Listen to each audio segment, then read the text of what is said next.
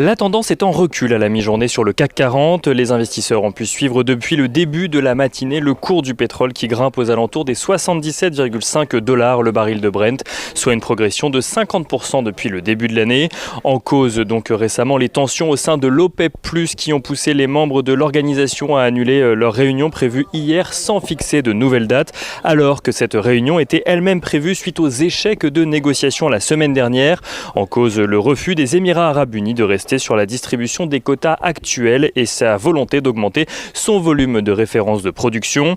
Pour rappel, en avril 2020, au plus fort de la crise sanitaire, les membres de l'OPEP+ avaient pris la décision de retirer un volume de 9,7 millions de barils journaliers du marché afin de contrebalancer la chute de la demande et donc des prix. Une réduction qui avait ensuite été répartie entre les différents pays de l'OPEP+, et c'est là que se situe le problème. Pour répartir les volumes de production à la hausse ou à la baisse, les membres de l'OPEP+ font appel à des quotas calculés à partir de leur volume de production de référence.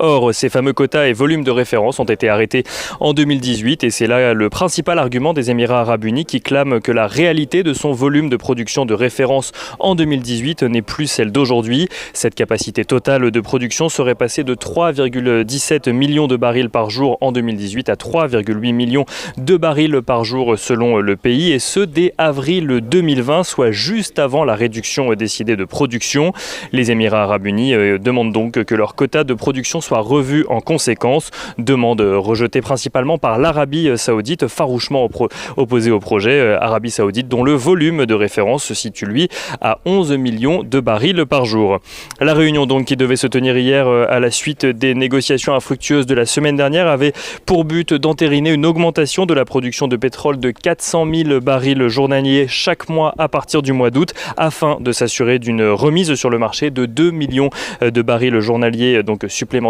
à la fin de l'année,